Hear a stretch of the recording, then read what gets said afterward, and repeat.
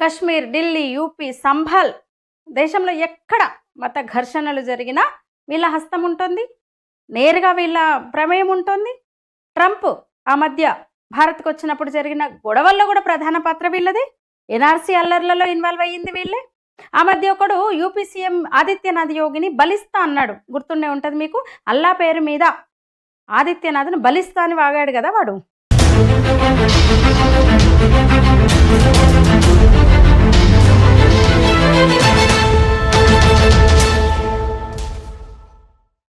నమస్తే. అమెరికాలో ఉన్న వాళ్ళను పంపించేస్తున్నాడు ట్రంప్, అక్రమంగా ఉన్న వాళ్ళను బేడీలేసి మరి నిర్దాక్షిణ్యంగా. పొరుగు దేశమా, శత్రు దేశమా, మిత్రు దేశమా ఏది చూడట్లేదు. ఇక జర్మనీలో ఫ్రెడ్రిచ్ మెర్జ్, ఫార్ రైట్ అతను, మొన్న అధికారంలోకి వచ్చాడు. 30 ఏళ్ల నుంచి కూడా అక్కడ లెఫ్ట్ వింగ్దే రాజ్యం.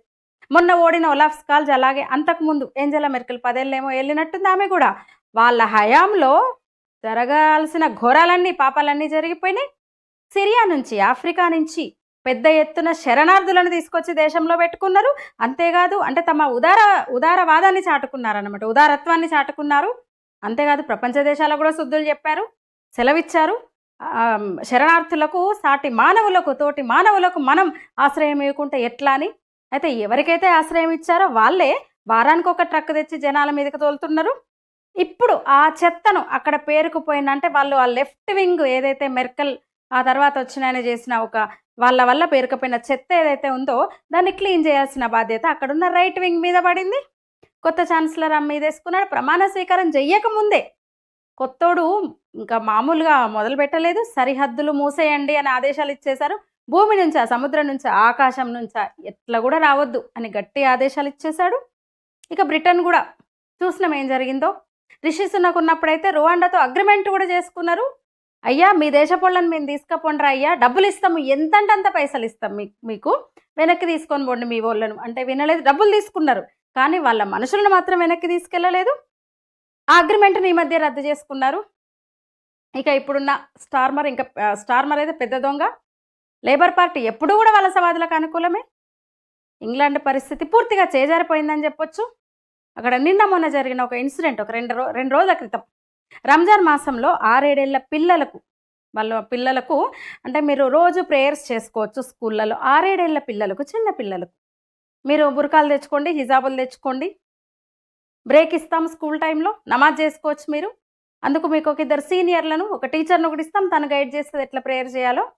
ఇది ఇక ఇందాక చెప్పినట్టు జర్మనీ అయితే నష్ట నివారణ చర్యలు మొదలుపెట్టేసింది. బ్రిటన్ చేజారిపోయింది. ఇక అమెరికా పెద్ద దేశం, అగ్రరాజ్యం, పెద్దన్న, ఇక వాళ్ళ సమస్య వలసలు. అయితే ఇక్కడ తేడా ఒకటేంటంటే మతపరమైన సమస్య కాదు అమెరికాది. ఆ దేశానికి వస్తున్న వాళ్ళందరూ కూడా క్రిస్టియన్లే. మతపరమైన ఇష్యూ కాదు వాళ్ళది. మెక్సికో నుంచి, కొలంబియా నుంచి ఎక్కువ వలసలు ఉన్నాయి వాళ్ళకి. అక్రమ వలసలు, అక్రమ రాక అక్కడి నుంచి ఉంది. అందరూ క్రిస్టియన్లే. క్రిస్టియన్ కంట్రీస్ అవన్నీ కూడా ఉపాధి కోసం వస్తున్నారు వాళ్ళందరూ.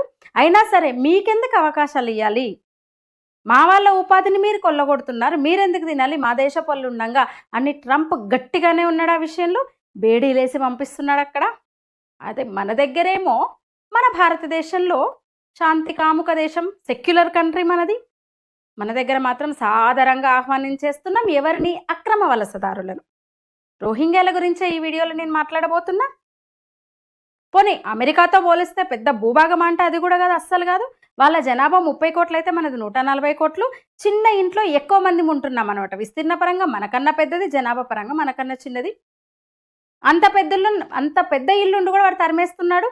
ఎక్కువ తక్కువ రాకండి మా దగ్గరికి అని కొత్తోన్ని తన్ని తరిమేస్తున్నాడు వాడు. మన దగ్గరేమో లెఫ్ట్ బ్యాచ్, కమ్యూనిస్టులు, ఉదారవాదులు, కవులు, రచయితలు. ఈ బాలీవుడ్లో ఒక పనికి మాలిన బ్యాచ్ ఒకటి ఉంటుంది బాలీవుడ్లో కూడా. అక్కడ హాలీవుడ్లో కూడా కొందరు మొదలుపెట్టారనుకోండి అమెరికా విషయంలో. అక్కడ ట్రంప్ కదా మరి చేసేది చేస్తున్నాడు.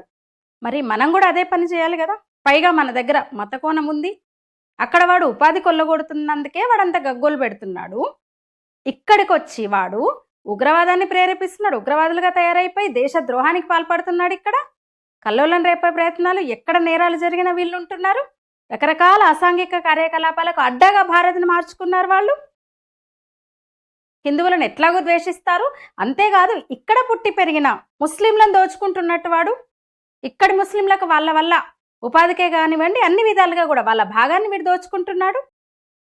కశ్మీర్, ఢిల్లీ, యూపీ, సంభాల్ దేశంలో ఎక్కడ మత ఘర్షణలు జరిగినా వీళ్ళ హస్తం ఉంటుంది, నేరుగా వీళ్ళ ప్రమేయం ఉంటుంది. ట్రంప్ ఆ మధ్య భారత్కు వచ్చినప్పుడు జరిగిన గొడవల్లో కూడా ప్రధాన పాత్ర వీళ్ళది. ఎన్ఆర్సీ అల్లర్లలో ఇన్వాల్వ్ అయ్యింది వీళ్ళే. ఆ మధ్య ఒకడు యూపీ సీఎం ఆదిత్యనాథ్ యోగిని బలిస్తా అన్నాడు, గుర్తుండే ఉంటుంది మీకు. అల్లా పేరు మీద ఆదిత్యనాథ్ను బలిస్తా అని వాగాడు కదా వాడు. కోల్కతా అని చెప్తున్నాడు కానీ వాడు బెంగాలీ, అసలైతే బెంగాలీనని చెప్పుకుంటున్నాడు. అయితే వాడు ఇక్కడున్న పశ్చిమ బెంగాల్ వాసి కాదు, బంగ్లాదేశీ వాడు.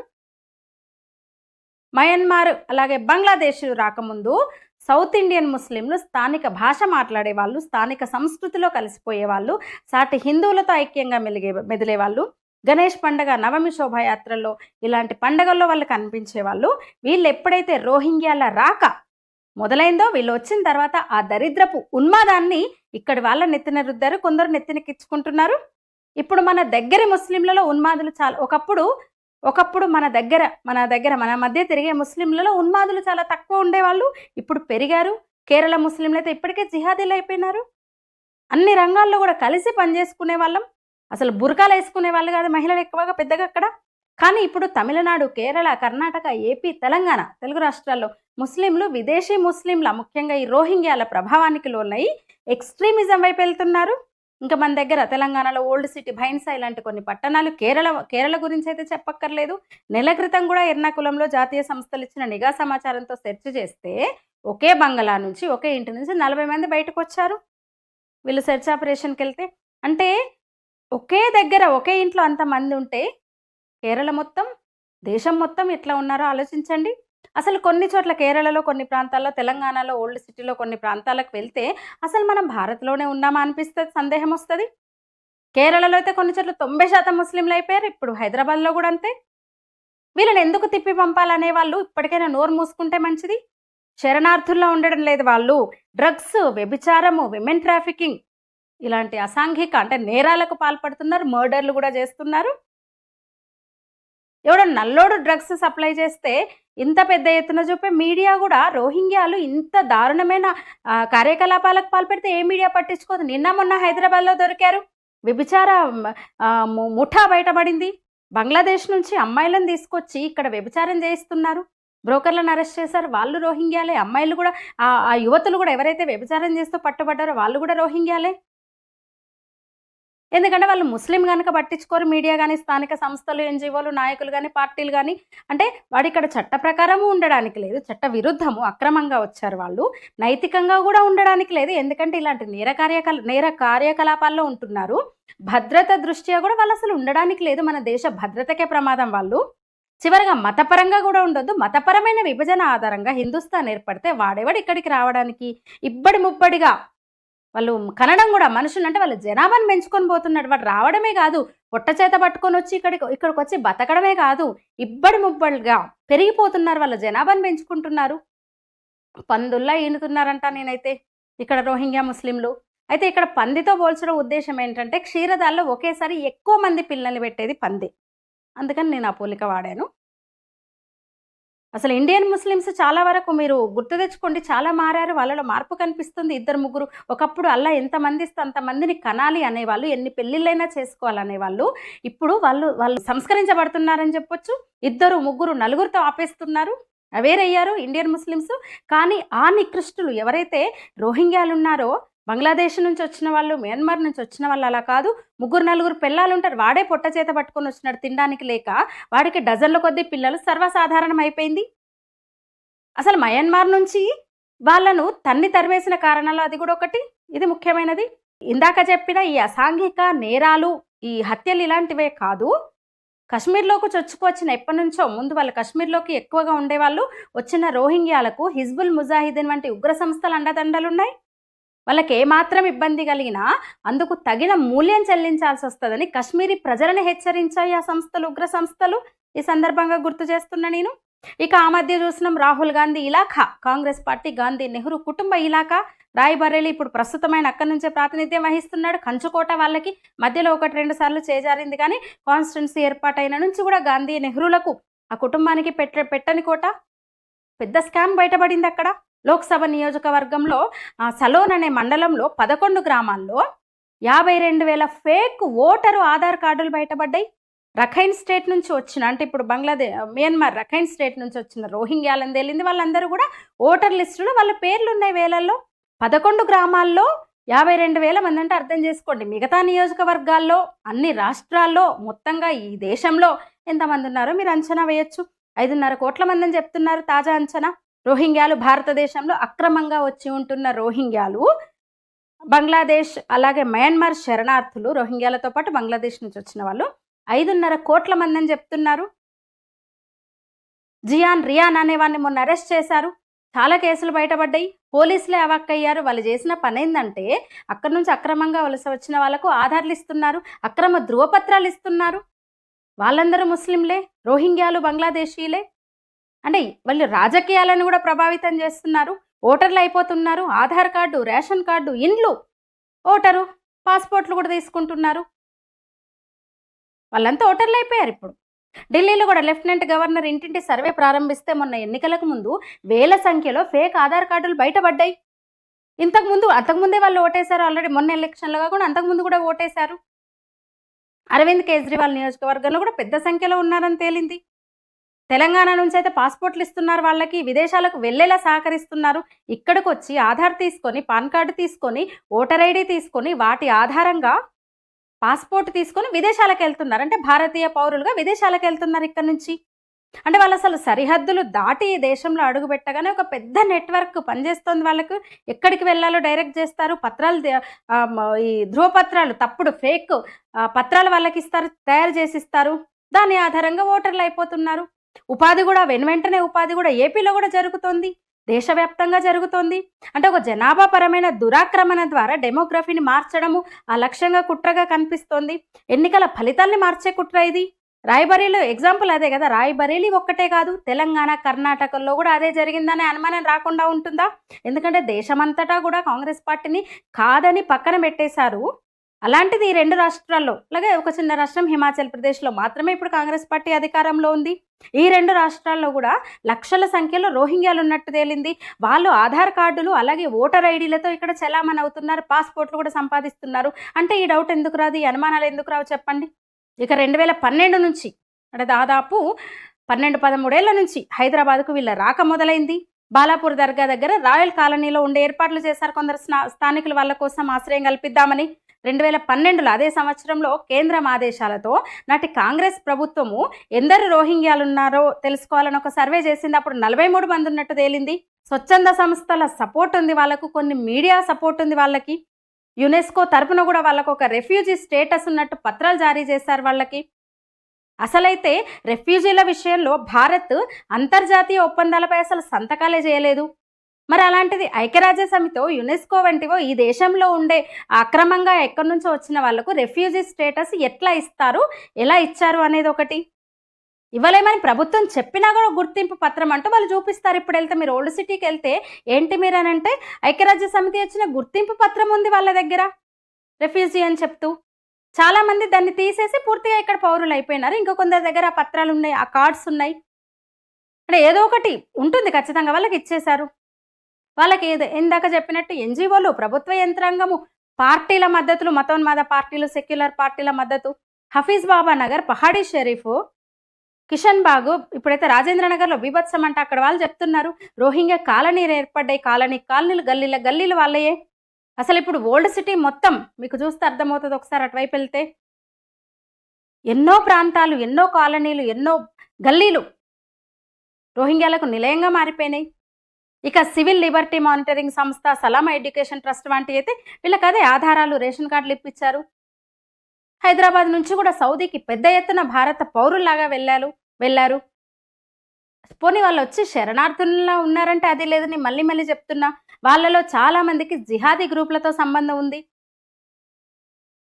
అక్రమ పాస్పోర్ట్ తీసుకుంటూ, నకిలీ ఆధార్ కార్డుతో, ఓటర్ ఐడితో అక్రమ పాస్పోర్ట్ తీసుకుంటూ పోలీసులకు చిక్కారు. చాలా మందిని పోలీసులు అరెస్ట్ చేశారు.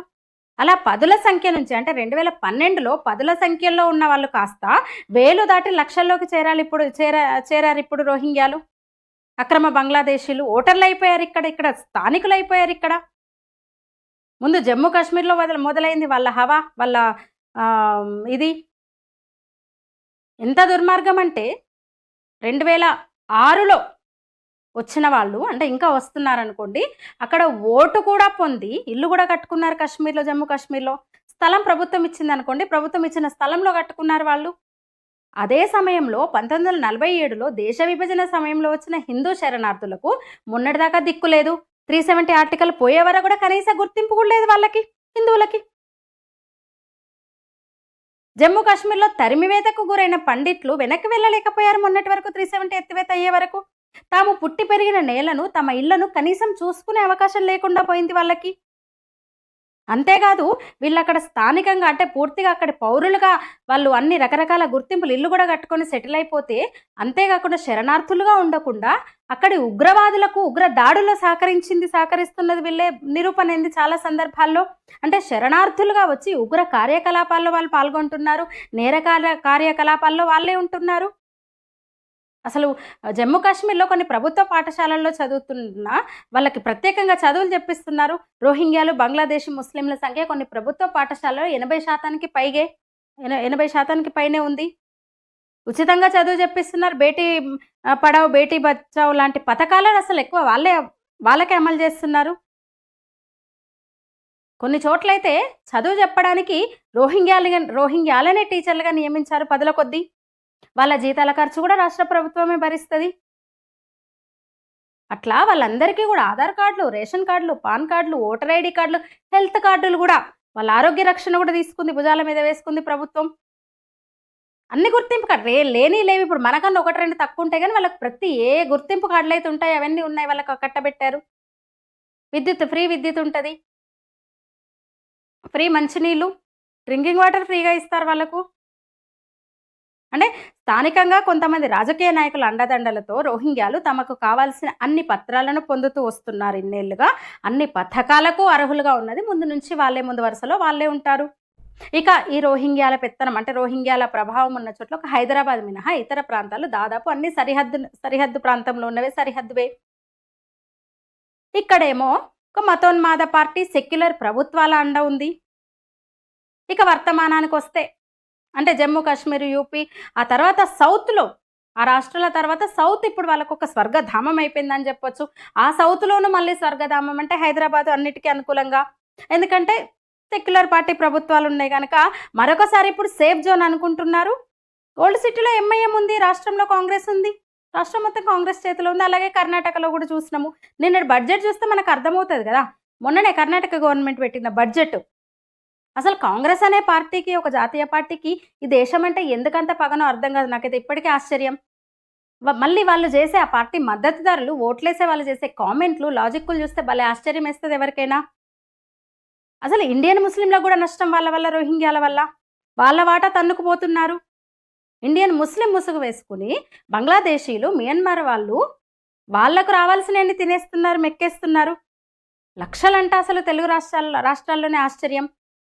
మొన్న జనగణన చేశారు, మరి ఏ అధికారిక పత్రాలు చూపించారు వాళ్ళు అర్థం కావట్లేదు. బీసీలుగా కొందరిని పరిగణించారు ముస్లింలలోనే. వాళ్ళకి మైనార్టీలు బీసీ కార్డులు ఉపయోగించుకుంటూ అంటే వాళ్ళకి ఇంకా ఎలాంటి లబ్ధి చేకూర్చనున్నారు ఈ government, Congress government, Telangana government అని నేను అడుగుతున్నా. క్రిస్టియన్లే లేరన్నారు దాంట్లో లిస్టులో, క్రిస్టియన్ల ఇదే లేదు అసలు.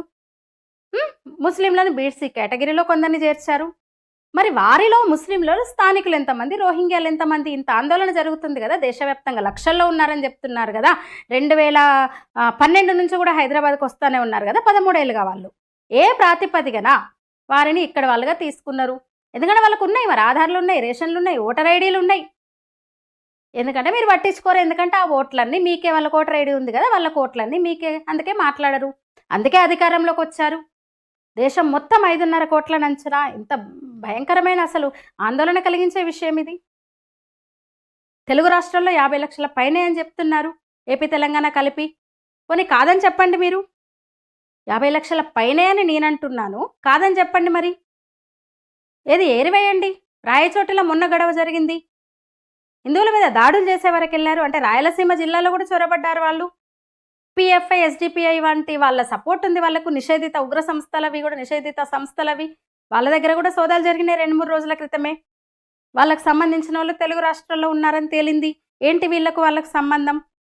అంటే స్థానిక సంస్థల్లో ఇతర వీటిల్లో మీరు వాళ్ళని బీసీగా మార్చి ఏదైతే మొన్న జనగణనలో చేర్చారో, రోహింగ్యాలు కూడా ఉంటారు ఖచ్చితంగా ఇన్ని లక్షల మంది ఉన్నారంటే. అంటే స్థానిక సంస్థల్లో రిజర్వేషన్లు ఇవ్వబోతున్నారా? మీరు వాళ్ళకి అధికారాన్ని కూడా, అంటే అధికారంలో కూడా భాగస్వామ్యం చేయాలనుకుంటున్నారా రోహింగ్యాలను? అనుమానించాల్సి వస్తుంది.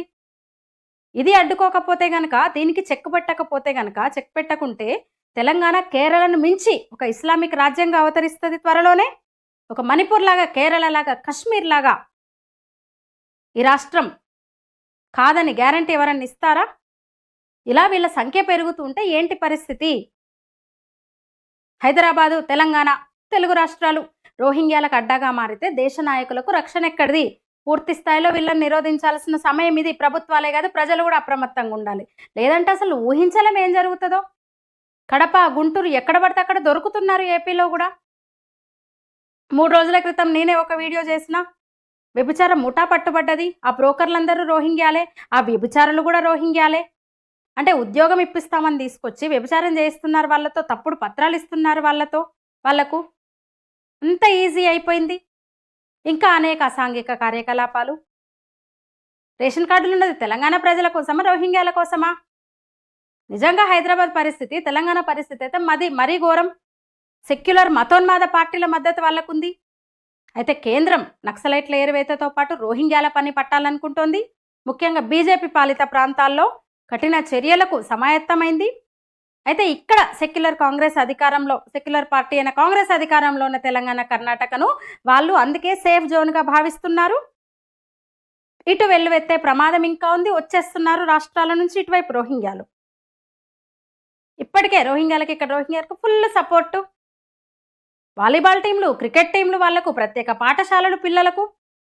మొన్న బంగ్లాదేశ్, మయన్మార్ నుంచి అక్రమంగా వస్తున్న రోహింగ్యాలు సహా ఇతర బంగ్లాదేశ్ నుంచి వచ్చిన వాళ్ళని తరలిస్తున్న ముఠాను Uttar Pradesh anti terrorism squad ATS arrest చేసింది.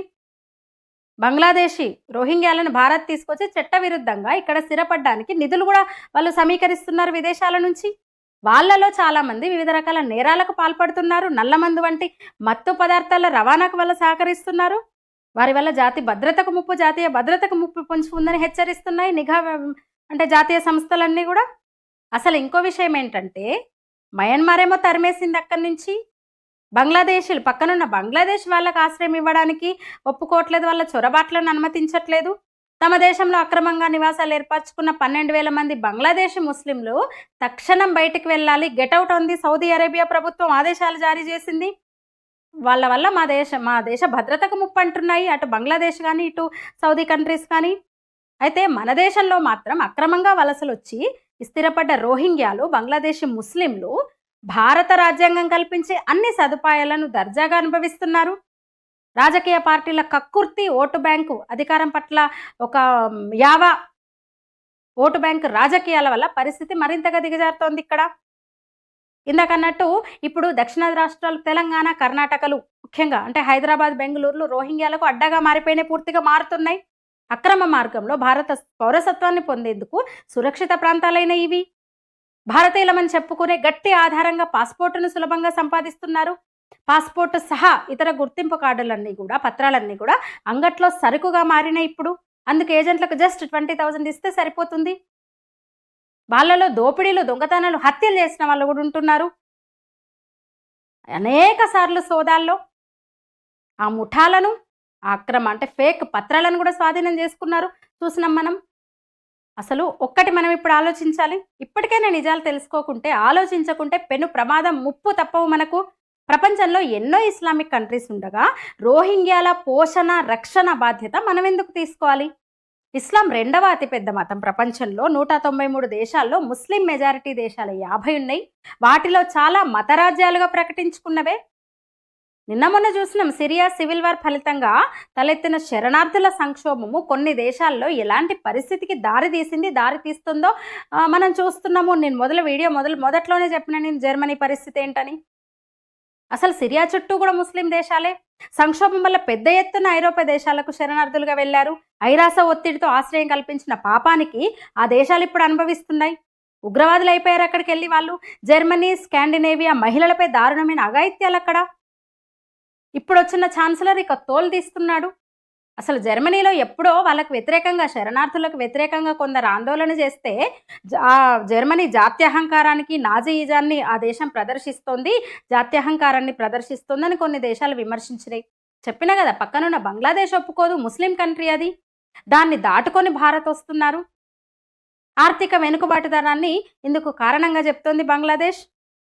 దేశ భద్రత దృష్ట్యా కూడా మాకు సమస్యలు ఉత్పన్నమవుతాయి, వాళ్ళు ఉంటే అంటున్నాయి. అలాగే Malaysia, Indonesia, Saudi Arabia, United Arab Emirates వంటి సంపన్న ముస్లిం దేశాలు కూడా అదే మాట చెప్తున్నాయి. వాళ్ళు ఒప్పుకోవట్లేదు. నిజానికి ఎందుకు ఒప్పుకోవట్లేదు? ఎందుకంటే వాళ్ళు కరడుగట్టిన మతోన్మాదులు. అంతర్జాతీయ జిహాదీ ఉగ్రవాద సంస్థలతో సంబంధాలు ఉన్నాయని ఆ దేశాలకు తెలుసు. వారు భారత్లోకి అక్రమంగా చొరబడుతున్నారు కూడా. అంటే మన దేశ భద్రతకు మరి ప్రమాదం పొంచి లేదా? ఖచ్చితంగా ఉంది, పొంచి ఉంది. ఇక అంతర్జాతీయ సరిహద్దుకు దగ్గరగా ఉండడం వల్ల సరిహద్దు అవతల పాకిస్తాన్ టెర్రరిస్టులతో కూడా సంబంధాలు పెట్టుకున్నారు వాళ్ళు. దేశ భద్రతకు సవాళ్ళు ఎదురుకావచ్చు మనకు. వాళ్ళకు పోటీపడి ఆర్థిక సాయము, ఆయుధాలు, మిలిటరీ సహాయం చేయాలని ప్రపంచవ్యాప్తంగా ముస్లింలకు అల్ఖైదా విజ్ఞప్తి చేయడం మనం చూసినాము. అన్ని రకాలుగా సహాయం రోహింగ్యాలకు ఇవ్వాలని అల్ఖైదా విజ్ఞప్తి చేసింది. ఇక అలాంటి రోహింగ్యా ముస్లింలను దేశం నుంచి వెళ్ళగొట్టొద్దు, ఇక్కడ పెట్టుకోవాలి, ఇక్కడే ఉంచుకుందామని దేశీయ మీడియా. అదే బతకలేక బంగ్లాదేశ్ నుంచి శరణార్థులుగా వస్తున్న హిందువుల విషయంలో వీళ్ళు ఏమన్నారో చూసినాం మనం. ఈ సందర్భంగా దాన్ని కూడా మనం ప్రస్తావించుకోవాల్సిందే. అంటే రోహింగ్యా ముస్లింలకు మద్దతుగా ముస్లిం సంస్థలు, ఇతర ఎన్జిఓలు, వామపక్షాలు, ఎంఐఎం, కాంగ్రెస్ లాంటి పార్టీలు, తృణమూల్ లాంటి పార్టీలు ర్యాలీలు తీస్తాయి. అదే 50 ఏళ్ల క్రితమే బంగ్లాదేశ్ నుంచి నిర్వాసితులుగా వచ్చిన చెక్మాల గురించి ఎవరు పట్టించుకోరు. సొంత ప్రాంతమైన కశ్మీర్ నుంచి తరిమివేతకు గురైన కశ్మీరీ పండితులు దిక్కులేని స్థితిలో ఉన్నారు ఇక్కడ. వాళ్ళ గురించి వీళ్ళు మాట్లాడరు. రోహింగ్యా శరణార్థులను ముస్లింలుగా చూడవద్దు, మానవతా దృక్పథంతో చూడాలని నీతులు చెప్తారు కాంగ్రెస్ వామపక్ష కుహనా మేధావులు అసదుద్దీన్ ఓవైసీలు, మమతా బెనర్జీలు. ఎంతసేపు ముస్లింల గురించే మాట్లాడుతూ ఓటు బ్యాంక్ రాజకీయాల కోసము దేశాన్నే బలివ్వాలని చూస్తారు వీళ్ళు. దేశ ప్రయోజనాలను తాకట్టు పెడతారు వీళ్ళు. అదే హిందువులు, సిక్కులు, బౌద్ధులకు, ఇతర మైనార్టీ మతాలు కూడా ఉన్నాయి కదా, వాళ్ళ కష్టం వచ్చినప్పుడు మాత్రం ఏమాత్రం కదలరు.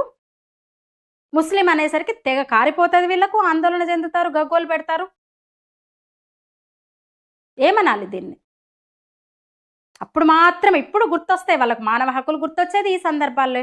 అంటే ఏమనుకోవాలి మనం? అసలు మన దేశంలోనే ఇన్ని సమస్యలు మనకి.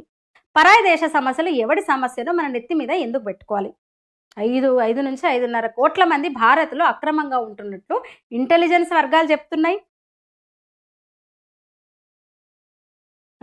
మళ్ళీ మమ్మల్ని శరణార్థునిగా ఉండనివ్వాలని ఐక్యరాజ్య సమితి ఇచ్చింది. పత్రాలున్నాయి, శరణార్థి పత్రాలు ఉన్నాయని కార్డ్స్ చూపిస్తారు వాళ్ళు. ఒక 2 రోహింగ్యాలు అయితే సుప్రీంకోర్టుకి వెళ్ళారు. ఐరాస మాకు ఇచ్చింది, ఈ శరణార్థి పత్రాలు ఉన్నాయి, మమ్మల్ని భారతదేశంలో ఉండని అని. అలా వేలాది మంది దగ్గర ఈ పత్రాలు ఉన్నాయి. అసలైతే ఐక్యరాజ్య సమితి ఆమోదించిన 1951 శరణార్థి తీర్మానంపై భారతదేశం సంతకమే పెట్టలేదు. 1967లో వచ్చిన రెఫ్యూజీ ప్రోటోకాల్ తీర్మానంపై కూడా మన దేశం సంతకాలు చేయలేదు. అందువల్ల శరణార్థులను భారతదేశానికి పంపడానికి ఐక్యరాజ్య సమితికి అధికారమే లేదు. మరి వీరి దగ్గర ఉన్న పత్రాలు ఎట్లొచ్చినాయి అనేది ఒక సందేహం.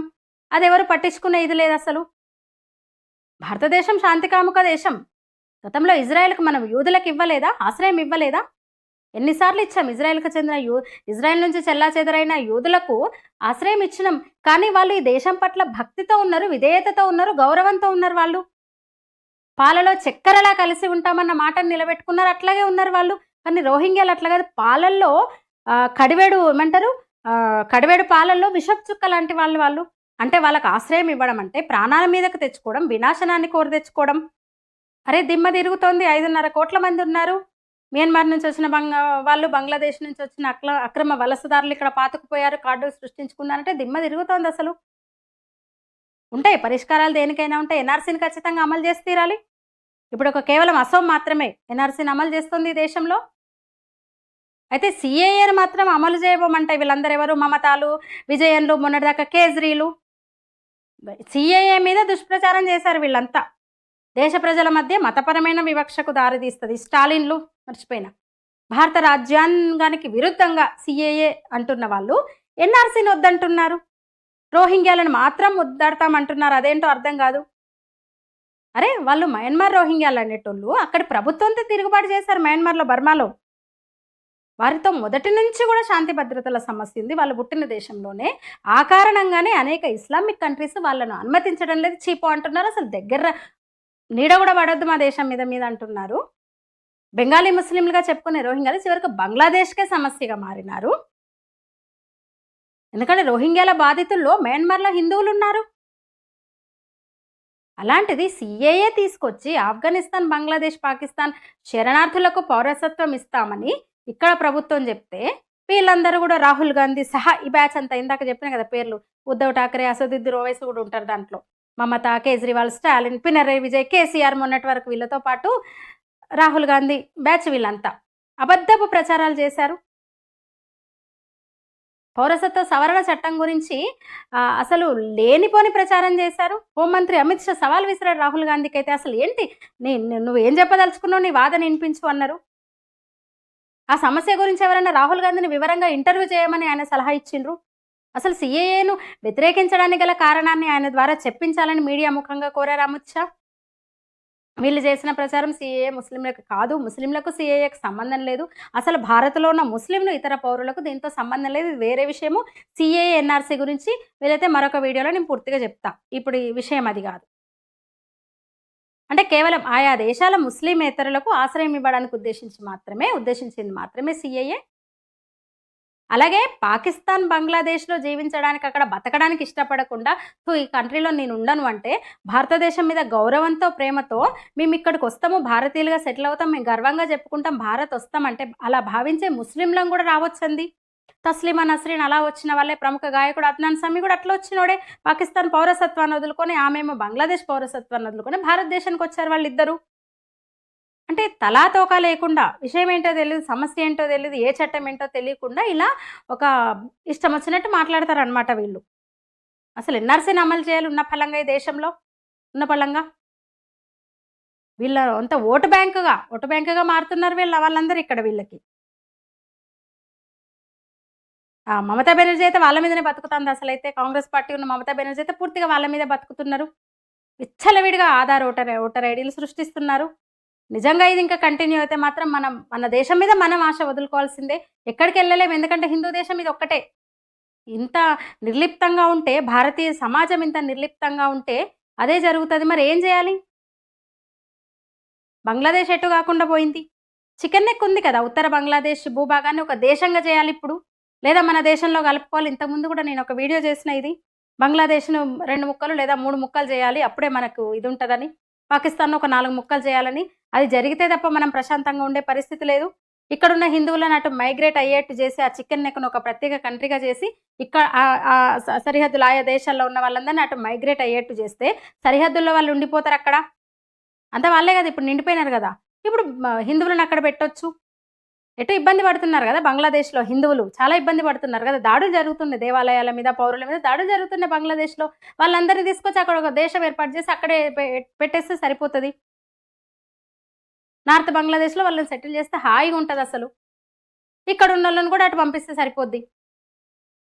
ఈశాన్య భారతం కూడా సేఫ్టీగా ఉంటుంది. అంటే 2 ముక్కలు, బంగ్లాదేశ్ 2 ముక్కలు చేస్తే తప్ప ఈ సమస్య పరిష్కారం కాదు. వీళ్ళు ఎట్లా మయన్మార్కి అయితే వెళ్ళరు. అక్కడ ఇంకా పరిస్థితి ఘోరంగా ఉంది. మిగిలింది బంగ్లాదేశే కాబట్టి, అది కూడా కొన్ని ప్రాంతాల్లోనే ఉన్నారు కాబట్టి ఆ ప్రాంతాలకు వీళ్ళని పంపించేసి చికెన్ నెక్ను ప్రత్యేక కంట్రీ చేసి హిందువులను అక్కడ వేసేస్తే అయిపోతుంది.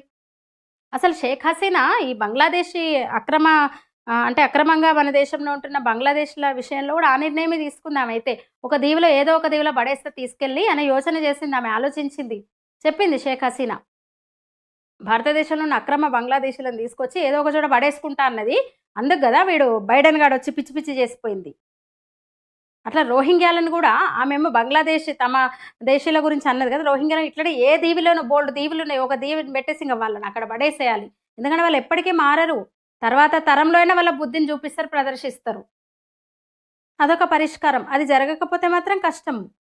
ఎందుకంటే చూస్తూ కూర్చుంటున్నాం కదా. ఇట్లా చూస్తూ కూర్చుంటే మంచి నాయకుల్ని ఎన్నుకునే ఇంగితం లేదు మనకు, మంచి పార్టీని ఎన్నుకునే జ్ఞానం లేదు మనకు. 400 సీట్లు కట్టబెడతారని ఆశిస్తే 240 సీట్లకు పరిమితం చేసినాం. దేశం కోసం ఆలోచించే పార్టీని, హిందువుల కోసం ఆలోచించే పార్టీని. మద్దతే లేదు ప్రజల నుంచి పూర్తిగా. ఎవరు మాత్రం ఏం చేస్తారు? అప్పటికి 370 అయోధ్య లాంటి అంశాలు పరిష్కారం అయిపోయింది. ఎన్ఆర్సీ విషయంలో ఎంత రాద్ధాంతం చేస్తున్నారో చూస్తున్నాం. అంటే తెలంగాణలో కాంగ్రెస్ ఓటేసిన ప్రతి ఒక్కరు కూడా ఉచిత బస్సు చాలనుకొని ఓటేసారు కదా. అంటే జాతీయవాద ఓటర్లు ఉంటే జాతీయవాద ప్రభుత్వాలు ఏర్పడతాయి. ఎప్పుడు దక్షిణాదిలో ఇంకా మార్పు, ఉత్తరాదిలో వచ్చింది మార్పు. సరిపోదు కదా, ఇదంతా ఒక దేశం కదా. దక్షిణాదిలో ఎప్పుడు వస్తుంది మార్పు? కమ్యూనిజం ఇక్కడ, మేధావులం అనే ఫీలింగ్ ఒక్కొక్కడికి. రచయితలు, కవులు అంతా దేశద్రోహులే, విషం జిమ్మేటోళ్ళే. వాళ్ళ రాతలు పట్టుకొని రెచ్చిపోతాం. తల్లదిలో కనీసం ఆలోచించి ఏంది మన చరిత్ర, ఏంది మన దేశం, ఏంది ఏం జరుగుతుంది, ఎవడు మంచోడు, ఎవడు మంచిదైతే ఈ దేశానికి మంచిది, ఎవరికి ఓటేద్దామన్న ఇంగితం యూత్కి కూడా ఉంటలేదు కనీసం. ఇప్పుడు చూడండి, ఒకడు భాష పేరుతో మళ్ళీ మొదలుపెట్టినాడు. ఎలక్షన్స్ వస్తున్నాయి కాబట్టి ఇంకోటి అందుకున్నాడు. వాడితో పాటు ఆ పక్కనున్న ఇంకో ఇంకో ఇంకో సీఎం అందుకున్నాడు. అరే, మోదీ కాక, యోగి కాక, ఇంకా బీజేపీ కాక ఇంకెవరేం చేయగలరు చెప్పండి? ఆలోచించండి. ఏం చేసింది ఇందిరాగాంధీ? ఇందాక మళ్ళోసారి కూడా అంటున్నా, అసలు ఈ దేశం మీద ఎందుకంత శత్రుత్వం మా పార్టీకి అర్థం కాదు. నాడే బంగ్లాదేశ్ను పాకిస్తాన్ నుంచి విడదీసినప్పుడు భారత్లో కలిపేస్తే అయిపోయేది కదా. 3000 మంది మనోళ్ళు చనిపోతే, మన సైన్యం బలిదానం చేస్తే, అమరులైతే వాళ్ళ మాటలు చూడండి. ఇప్పుడు యూనసా వాడి మాటలు చూడండి. బంగ్లాదేశ్ అందుకే ఆ 2 పొరుగు దేశాలను 2 ముక్కలో, 3 ముక్కలో, 4 ముక్కలు చేస్తే తప్ప మనకు మంచి రోజులు రావు. అరే, 5 కోట్ల మంది అంట. అసలు వెనక్కి పంపాలి. ఇందాక చెప్పినట్టు ఏదో ఒక దీవులు తీసుకొచ్చి పడేయాలి. అమెరికా పంపిస్తలేదా? జర్మనీ తోలొలుస్తలేదా? ఎందుకు భరించాలి? ఎందుకు భరించాలి మనం? మీ అభిప్రాయాన్ని తెలియజేయండి మిత్రులారా. వీడియో నచ్చితే లైక్ చేయండి, షేర్ చేయండి, ఛానల్ని సబ్స్క్రైబ్ చేయండి. ధన్యవాదాలు.